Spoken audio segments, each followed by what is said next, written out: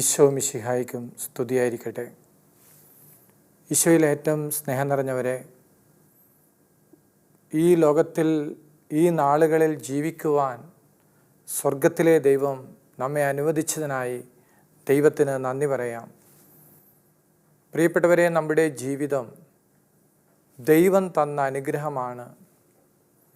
ദൈവം തന്ന അനുഗ്രഹമായതുകൊണ്ട് തന്നെ ഈ ജീവിതം ദൈവനാമത്തെ പ്രകീർത്തിക്കുവാൻ, ദൈവനാമത്തെ ഉയർത്തുവാൻ, ദൈവത്തെ സ്തുതിക്കുവാൻ ദൈവം നമ്മെ ഓരോരുത്തരെയും അനുഗ്രഹിക്കട്ടെ. പത്രോസ് ലീഗ ഇപ്രകാരം നമ്മെ ഓർമ്മിപ്പിക്കുന്നു. 1 പത്രോസ് 2-ാം അധ്യായത്തിൽ വാക്യം 9, നിങ്ങൾ തെരഞ്ഞെടുക്കപ്പെട്ട വംശവും രാജകീയ പുരോഹിത ഗണവും വിശുദ്ധ ജനതയും ദൈവത്തിൻ്റെ സ്വന്തം ജനവുമാണ്. പ്രിയപ്പെട്ടവരെ, സ്വർഗത്തിലെ ദൈവം നമ്മളെ ഓരോരുത്തരെയും തെരഞ്ഞെടുത്തിരിക്കുന്നു. നമ്മൾ തെരഞ്ഞെടുക്കപ്പെട്ടവരാണ്. നിങ്ങൾ തെരഞ്ഞെടുക്കപ്പെട്ട വംശമാണ്, രാജകീയ പുരോഹിത ഗണമാണ്, വിശുദ്ധ ജനതയാണ്, ദൈവത്തിൻ്റെ സ്വന്തം ജനമാണ്. അതുകൊണ്ട് തന്നെ നമ്മളെല്ലാവരും ദൈവത്തെ സ്തുതിക്കുവാൻ, ദൈവത്തെ ഉയർത്തുവാൻ, ദൈവനാമത്തെ ആരാധിക്കുവാൻ ദൈവം നമ്മളെ തിരഞ്ഞെടുത്തിരിക്കുകയാണ്. എന്താണ് തിരഞ്ഞെടുക്കപ്പെട്ട വംശമെന്ന് പറയുന്നത്? ഈ ലോകത്തിൽ എത്രയോ മനുഷ്യരുണ്ട്. എന്നാൽ പ്രിയപ്പെട്ടവരെ, എല്ലാ മനുഷ്യരും ദൈവത്തെ ആരാധിക്കുന്നുണ്ടോ? എല്ലാവരും ദൈവത്തെ സ്തുതിക്കുന്നുണ്ടോ? ഒരിക്കലുമില്ല. എന്നാൽ നമുക്കറിയാം, സങ്കീർത്തന പുസ്തകത്തിൽ ഒത്തിരി സ്ഥലങ്ങളിൽ ആവർത്തിക്കപ്പെടുന്ന ഒരു കാര്യമെന്ന് പറയുന്നത്, സകല സൃഷ്ടികളും കർത്താവിനെ സ്തുതിക്കട്ടെ. അതിരാവിലെ നാം ഉണരുമ്പോൾ ഈ പ്രപഞ്ചം മുഴുവൻ ദൈവത്തെ സ്തുതിക്കുന്ന, ദൈവനാമത്തെ പുകഴ്ത്തുന്നത് നമുക്ക് പ്രകൃതിയിൽ അനുഭവിക്കുവാനായിട്ട് സാധിക്കും. അതെ, പ്രപഞ്ചം മുഴുവൻ ദൈവത്തെ സ്തുതിക്കുന്നുണ്ട്. യഥാർത്ഥത്തിൽ ദൈവം ഇത് നമ്മളിൽ നിന്ന് ആവശ്യപ്പെടുന്നുണ്ട്. അതുകൊണ്ടാണല്ലോ തെസ്സലോനിക്കക്കാർക്ക് എഴുതിയ ലേഖനത്തിൽ ഇങ്ങനെ പറയുന്നത്, എപ്പോഴും സന്തോഷത്തോടെ ഇരിക്കുവിൻ, ഇടവിടാതെ പ്രാർത്ഥിക്കുവിൻ, എല്ലാ കാര്യങ്ങളിലും നന്ദി പ്രകാശിപ്പിക്കുവിൻ. ഇതാണ് യേശുക്രിസ്തുവിൽ നിങ്ങളെ സംബന്ധിച്ചുള്ള ദൈവത്തിൻ്റെ ഹിതം. യഥാർത്ഥത്തിൽ ദൈവം നമ്മളെ തിരഞ്ഞെടുത്തിരിക്കുന്നത് ദൈവത്തെ സ്തുതിക്കാനാണ്. നിങ്ങൾ തിരഞ്ഞെടുക്കപ്പെട്ട വംശമാണ്. ഒരു ദൈവം നമ്മളെ തിരഞ്ഞെടുത്തു. ജനതകളിൽ നിന്ന്, വ്യക്തികളിൽ നിന്ന്, ഒരു സമൂഹത്തിൽ നിന്നൊക്കെ ദൈവം നമ്മളെ വേർതിരിക്കുന്നു. ദൈവം നമ്മളെ വ്യക്തിപരമായിട്ട് കാണുന്നു. അതുകൊണ്ട് തന്നെ പ്രിയപ്പെട്ടവരെ, നിങ്ങൾ തിരഞ്ഞെടുക്കപ്പെട്ട വംശവും രാജകീയ പുരോഹിത ഗണവും വിശുദ്ധ ജനതയും ദൈവത്തിൻ്റെ സ്വന്തം ജനവുമാണ്. നമ്മൾ ദൈവത്തിൻ്റെ സ്വന്തമാണെന്ന് ദൈവം പറയുമ്പോൾ നമുക്കറിയാം, ദൈവവചനം നമ്മെ ഓർമ്മിപ്പിക്കുന്നുണ്ട്, നീ എനിക്ക് വിലപ്പെട്ടവനാണ്, ബഹുമാന്യനാണ്, പ്രിയങ്കരനാണ്. അതേ പ്രിയപ്പെട്ടവരെ, നമ്മൾ ദൈവത്തിന് വിലപ്പെട്ടവരാണ്. നമ്മൾ ദൈവത്തിന് വിലപ്പെട്ടവരായി മാറുമ്പോൾ ദൈവം നമ്മളിൽ നിന്ന് പ്രതീക്ഷിക്കുന്നത് നമ്മൾ അവനെ ബഹുമാനിക്കണം, അവൻ്റെ നാമത്തെ ഉയർത്തണം, നമ്മൾ അവനെ ആരാധിക്കണം. എന്നാൽ പ്രിയപ്പെട്ടവരെ, നമ്മുടെ ജീവിതം ഒരു സ്തുതിയുടെ, ആരാധനയുടെ ജീവിതമായി തീർന്നിട്ടുണ്ടോ? ചിന്തിച്ചു നോക്കുക. നമുക്ക് ദൈവത്തെ സ്തുതിക്കുവാൻ സാധിക്കുന്നുണ്ടോ? ഇസ്രായേൽ ജനതയെക്കുറിച്ചുള്ള ഒരു കമൻ്റ് ഇപ്രകാരമാണ്, അവർ പിറുപിറുപ്പിൻ്റെ ജനമായിരുന്നെന്ന്. ദൈവസ്തുതിപ്പിൻ്റെ നേരെ ഓപ്പോസിറ്റ് വേർഡാണ് പിറുപിറുക്കുക എന്നുള്ളത്. ദൈവത്തിനെ ഉയർത്തുവാൻ വിളിക്കപ്പെട്ട, തിരഞ്ഞെടുക്കപ്പെട്ട ഒരു സമൂഹം പിറുപിറുക്കുന്ന ഒരവസ്ഥയിലേക്ക് മാറുന്നു. അതുകൊണ്ട് തന്നെ സംഭവിക്കുന്നത് എന്താ? നിസ്സാര നാളുകൾ കൊണ്ട് എത്തേണ്ട കാനാൻ ദേശത്ത്, വാഗ്ദത്ത ദേശത്ത് ഇസ്രായേൽക്കാരെത്തിയത് 40 വർഷം കൊണ്ടാണ്. കാരണം അവർ പിറുപിറുപ്പിൻ്റെ, പരാതിയുടെ, ഒന്ന് ഓർത്തു നോക്കിക്കേ, അവർ എപ്പോഴും ഇങ്ങനെ പിറുപിറുത്തു കൊണ്ടിരിക്കുമ്പോൾ ദൈവം അവരെ തിരഞ്ഞെടുത്തത് എവിടെ നിന്നാണ്? ഈജിപ്തിൻ്റെ അടിമത്തത്തിൽ നിന്നാണ്. അടിമത്തത്തിൽ നിന്ന് ദൈവം അവരെ തിരഞ്ഞെടുത്തു. തേനും പാലും ഒഴുകുന്ന കാനാൻ ദേശം അവർക്കായി ദൈവം വാഗ്ദാനമായി നൽകി.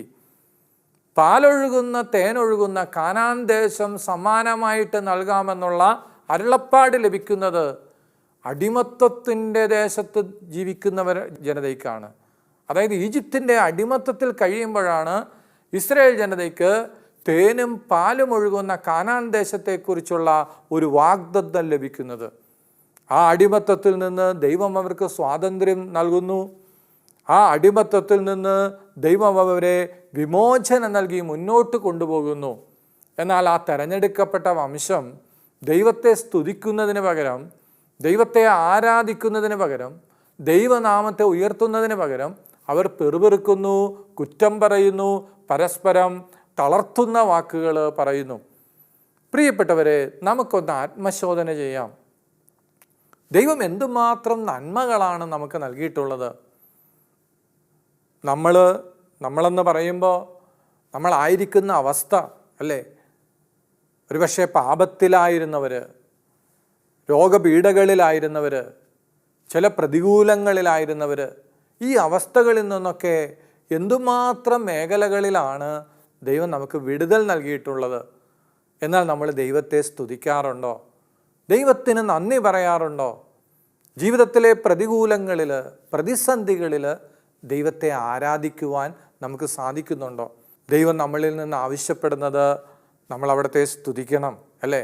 ഈജിപ്തിൻ്റെ അടിമത്തത്തിൽ നിന്ന് എന്തിനാണ് ഇസ്രായേൽക്കാരെ കൊണ്ടുപോകുന്നതെന്ന് മോശയോട് ഫറവോ ചോദിക്കുമ്പോൾ മോശ പറയുന്നത്, ദൈവമായ കർത്താവിനെ ആരാധിക്കാൻ വേണ്ടി എൻ്റെ ജനത്തെ വിട്ടയക്കണം. അപ്പോൾ അടിമത്തത്തിൽ നിന്ന് പുറത്തു വരുന്നത് ദൈവത്തെ ആരാധിക്കാനാണ്, ദൈവനാമത്തെ സ്തുതിക്കാനാണ്, ദൈവനാമത്തെ ഉയർത്താനാണ്. എന്നാൽ നമ്മളൊന്ന് ഓർത്തു നോക്കുക, ഈ നാളുകളിൽ നമ്മൾ ദൈവത്തെ സ്തുതിക്കുകയാണോ ചെയ്യുന്നത്, അതോ ദൈവത്തോട് പരാതി പറയുകയാണോ ചെയ്യുന്നത്, പിറുപിറുക്കുകയാണോ ചെയ്യുന്നത്? ഇപ്രകാരമുള്ള പിറുപിറുപ്പ് പലപ്പോഴും നമ്മൾ ദൈവത്തിൽ നിന്ന്, ദൈവിക പ്രവർത്തികളിൽ നിന്ന് അകന്നു പോകുന്നതിന് കാരണമായി മാറുന്നു. ഒന്ന് ഓർത്തു നോക്കിക്കേ, എത്ര പെട്ടെന്ന് കാനാൻ ദേശത്തെത്തേണ്ടവരാണ് 40 വർഷമെടുത്തത് കാനാൻ ദേശത്തെത്തുവാൻ. പുറപ്പെട്ടെടുത്തു നിന്ന് ആരൊക്കെ പുറപ്പെട്ടുവോ എല്ലാവർക്കും ഈ വാഗ്ദത്ത ദേശം സ്വന്തമാക്കാൻ സാധിച്ചില്ല. കാരണം അവരുടെ പിറുപിറുപ്പ് അവരുടെ ജീവിതത്തിന് തടസ്സമായി മാറി. അതുകൊണ്ട് പ്രിയപ്പെട്ടവരെ, ജീവിതത്തിൽ പ്രതികൂലങ്ങളുണ്ടാകാം, പ്രശ്നങ്ങളുണ്ടാകാം. എന്നാൽ നമ്മുടെ ജീവിതത്തിൽ ദൈവം നമ്മളെ തെരഞ്ഞെടുത്തിരിക്കുന്നു. നിങ്ങൾ തെരഞ്ഞെടുക്കപ്പെട്ട വംശമാണ്, രാജകീയ പുരോഹിത ഗണമാണ്. നമ്മൾ രാജാക്കന്മാരെ പോലെ ജീവിക്കേണ്ടവരാണ്. നമുക്കറിയാം, ആട്ടിടയനായ ദാവീദ്, ആ ദാവീദിനെ ദൈവം തെരഞ്ഞെടുത്ത ഇസ്രയേലിൻ്റെ സിംഹാസനത്തിലിരുത്തി ഒരു രാജാവാക്കി മാറ്റിയപ്പോൾ ദാവീദ് എന്തുമാത്രമാണ് ദൈവത്തെ സ്തുതിച്ചത്, എന്തുമാത്രം ദൈവത്തെ പ്രകീർത്തിച്ചു. സങ്കീർത്തനങ്ങളിൽ അനേകം സങ്കീർത്തനങ്ങൾ ദാവീദിൻ്റെ സംഭാവനയാണ്. ദാവീദ് ദൈവനാമത്തെ ഉയർത്തുന്ന, ദൈവത്തെ സ്തുതിക്കുന്ന, ദൈവത്തെ ആരാധിക്കുന്ന, രാത്രിയിലും പകലും ദൈവനാമത്തെ ഉയർത്തുന്ന, എന്തിനു പറയണ, വാഗ്ദാന പേടകത്തിൻ്റെ മുമ്പിൽ നൃത്തം ചവിട്ടിപ്പോലും ദൈവത്തെ സ്തുതിക്കുന്ന, ആരാധിക്കുന്ന ദാവീദിനെ നമുക്ക് കാണുവാനായിട്ട് സാധിക്കും. ദൈവം തന്നെ തെരഞ്ഞെടുത്തു. പ്രിയപ്പെട്ടവരെ, ഈ ദൈവീക തെരഞ്ഞെടുപ്പ് നമ്മെ നയിക്കേണ്ടത് ദൈവസ്തുതിയിലേക്കാണ്, ദൈവത്തെ ആരാധിക്കുന്നതിലേക്കാണ്. പലപ്പോഴും നമ്മുടെ ജീവിതത്തിൽ നമ്മൾ നേർച്ചകൾ നേരാറുണ്ട്, നമ്മൾ വിവിധങ്ങളായ പ്രാർത്ഥനകൾ പ്രാർത്ഥിക്കാറുണ്ട്. ഈ പ്രാർത്ഥനകൾക്കൊക്കെ ദൈവം നമുക്ക് മറുപടിയും നൽകാറുണ്ട്.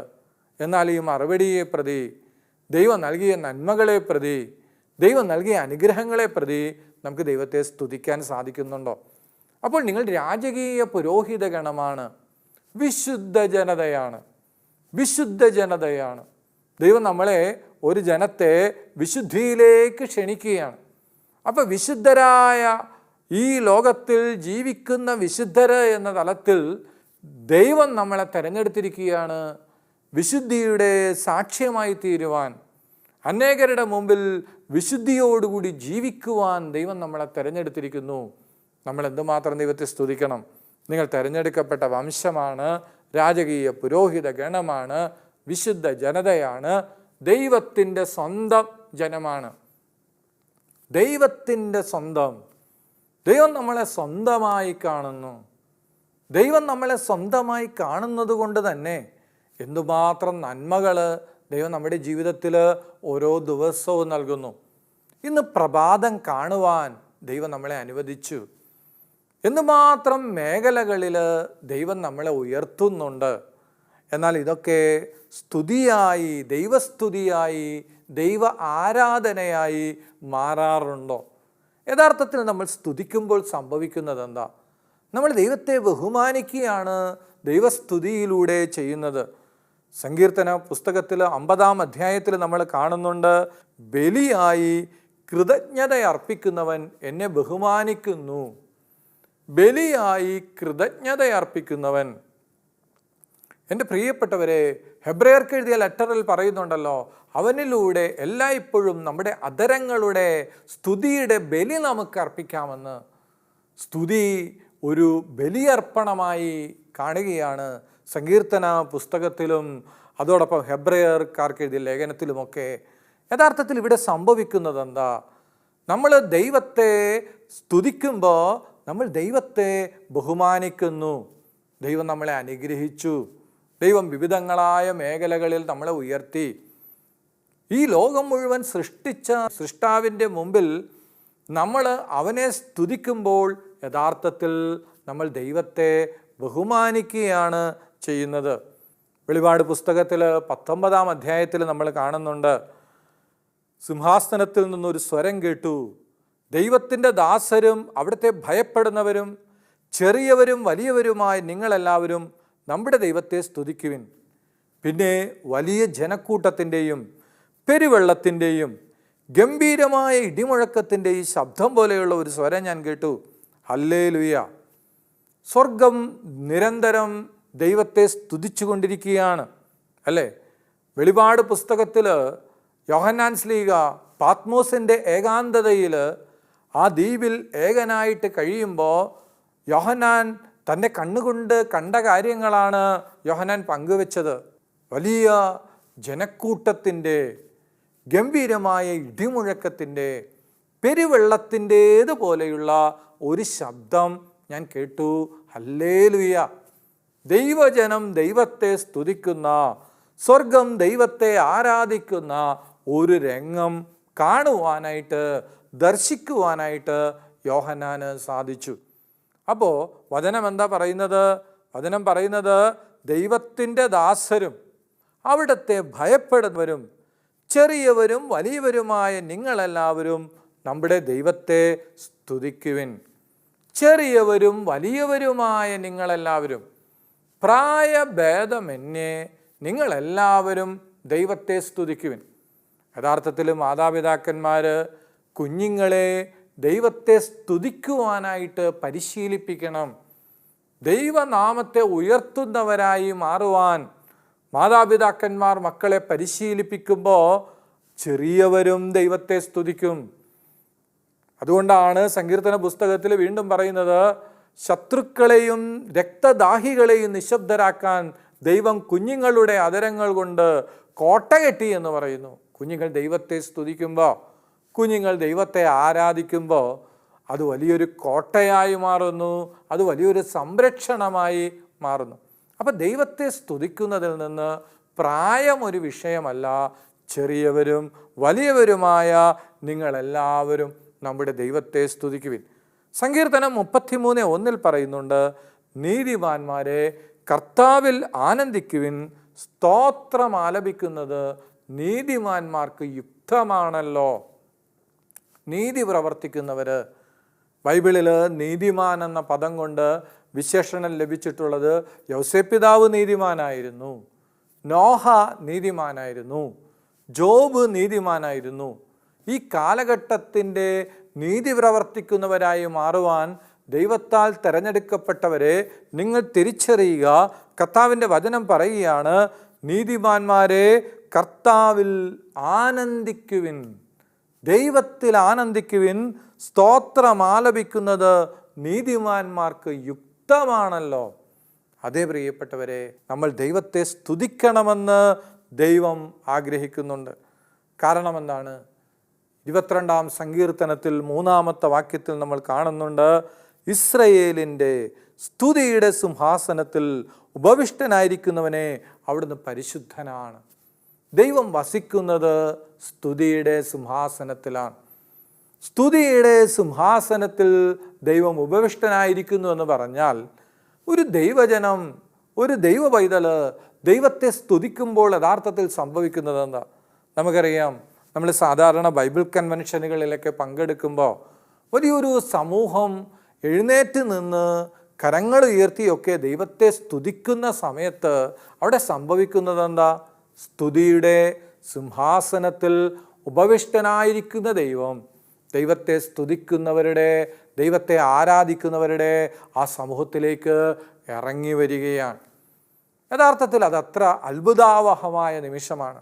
അതുകൊണ്ട് തന്നെ നമുക്കറിയാം, നമ്മൾ കൺവെൻഷനുകളിൽ പങ്കെടുക്കുമ്പോൾ, ധ്യാനങ്ങളിൽ പങ്കെടുക്കുമ്പോഴൊക്കെ ദൈവത്തെ സ്തുതിക്കുന്ന സമയത്ത് പലപ്പോഴും നമുക്ക് ദൈവാനുഭവം ഉണ്ടാകാറുണ്ട്, അല്ലേ? എന്തുമാത്രം ഉച്ചത്തിലാണ് ആ സമയത്ത് നമ്മളൊക്കെ സ്തുതിക്കുന്നത്.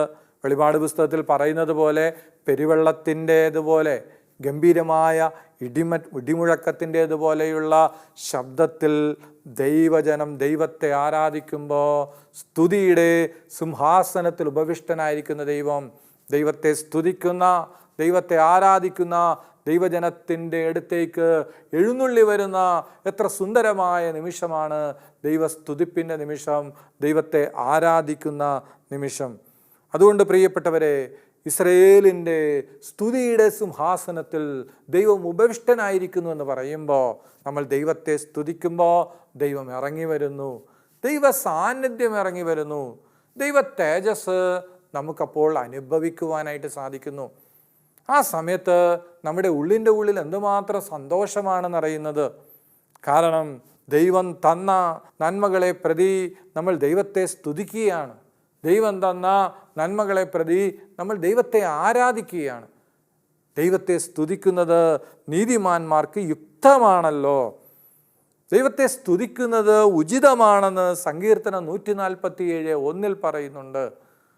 അത് ഉചിതമായ ഒരു കാര്യമാണ്. ദൈവത്തെ സ്തുതിക്കുക എന്നുള്ളത് നാം ചെയ്യേണ്ട വളരെ പ്രധാനപ്പെട്ട ഒരു കാര്യമാണ്. ഒരു ദൈവ പൈതല് ദൈവത്തെ സ്തുതിക്കുക, ദൈവത്തെ ആരാധിക്കുക.